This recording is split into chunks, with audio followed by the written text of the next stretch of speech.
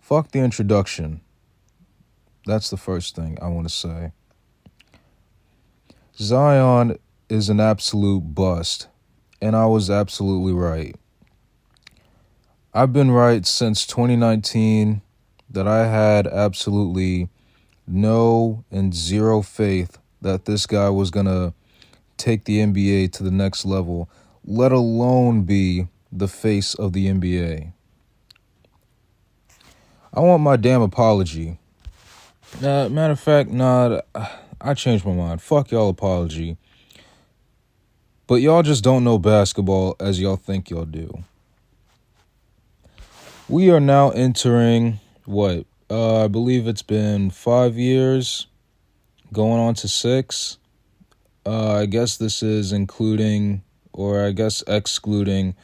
the season where he got injured, or he missed the whole season being injured, right? We are now entering 5, going on to 6 years, and so far he's only been a 2-time All-Star, I believe, and I want to assume he made an All-Rookie team. I don't know if it's been first team, though. Yeah. I haven't seen yet zero development coming from this guy. I haven't seen nothing that makes him be a standout, to be the so-called face or the next generational talent. He's just a bust, man. And I've been saying this for so very long, and people thought I was an idiot, thought that I was dumb. And now look where these guys are at. You know, it's all fun and games now when we were calling him fat and tubby. But when I was saying this years ago, nobody didn't fucking... You hear all these apologists saying, oh, well, injuries are holding him back, give him some time. It's only been... He's still young, he can still develop this, that, and the other. He's still super talented. I don't want to hear all that bullshit. I don't want to hear all that. My problem with these NBA fans today is that they give so many passes to these stars. It's not only until they don't live up to their full potential that they now want to make fun of them. It wasn't all fun and games when we were all clowning Ben Simmons, but it wasn't until he went to Brooklyn, or I guess ever since that year where he passed the ball and then take it into the rack. I swear, man, it's not until now everybody wants to make fun of Ben Simmons. And now when it's Zion's turn, now everybody wants to be on this side. Nah, fuck y'all. Y'all stay over there. Y'all stay over there, man. And, that's my main problem with these NBA fans today. These guys want to wait until he absolutely falls off to say, oh, yeah, well, I didn't believe in this guy anyway. All that bullshit. Stop your lying through your teeth. These guys are so fake, man.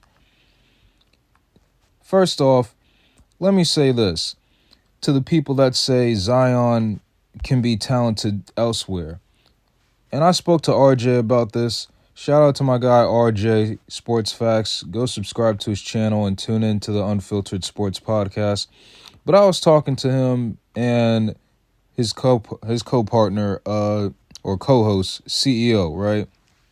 And I said something along the lines of, if Zion really wanted to go to another team like the Knicks that he mentioned to, or that was rumored that he wanted to go to, he shouldn't have signed that rookie extension.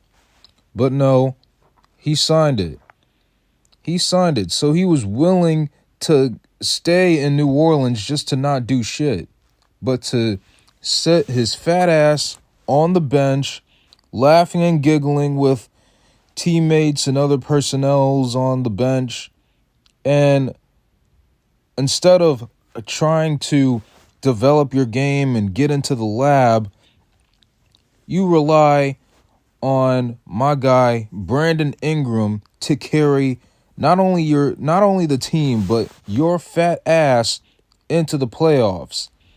And when he helps you get into the playoffs, you're not feeling like Zion. This guy is an absolute waste of a potential of he's not only a waste of a roster spot, but he's just an absolute waste of an investment. And people still have the goal to even oh my god, they still have the goal to even defend this man, saying it's poor coaching that's holding him back. How if his fat ass is on the bench? He doesn't even want to play. My god, man. I'm not trying to drag this out, man, but when you got guys like Andrew Wiggins, Kwame Brown, Anthony Bennett, who else am I trying to think? Markelle Fultz, Ben Simmons, at least all of them. Okay, yeah, sure. All of them didn't live up to the potential, but they still were available for their teams. They still were able to contribute. Now, I'm one of the biggest Markelle Fultz non-apologists. You know what I'm saying?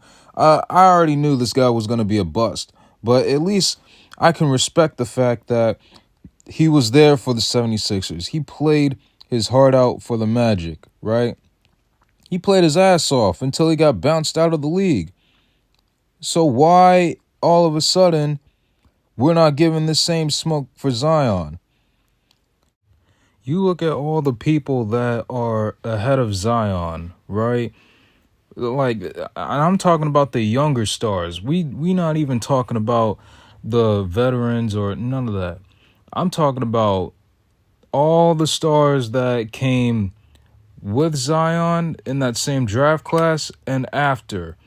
Ant, Melo, did I already say Wemby? We're not even talking about like him, but like Ja Morant. I'm even gonna go as far as saying Darius Garland is ahead of Zion. We're not even. I don't even want to hear none of that. Darius Garland is what, a 2-time All-Star right now, and he's made it to the playoffs, and he's contributed far more than Zion has. What the fuck has Zion done since being on the Pelicans? My point exactly. I'm just saying, man. These guys are these guys that think that they know basketball. They don't really know basketball like they think they do. And I'm tired of them always I'm tired of them always saying that. I'm just tired of the bullshit with them, man. I hate the fact that it's not only until they fall off that they got to side with us to say, oh yeah, he's been a bust, and they always got to be like, oh yeah, unfortunate injuries hold him back, and nah, fuck that. Like, I don't know, man. Like, these guys are real fake nowadays. This is exactly why I don't really rock with the NBA fan base like that as much as I used to. But, oh well. Yeah, Zion's an absolute bust, and I was right. That's going to be the title of this video. And fuck y'all apology. But anyway, I'm off this.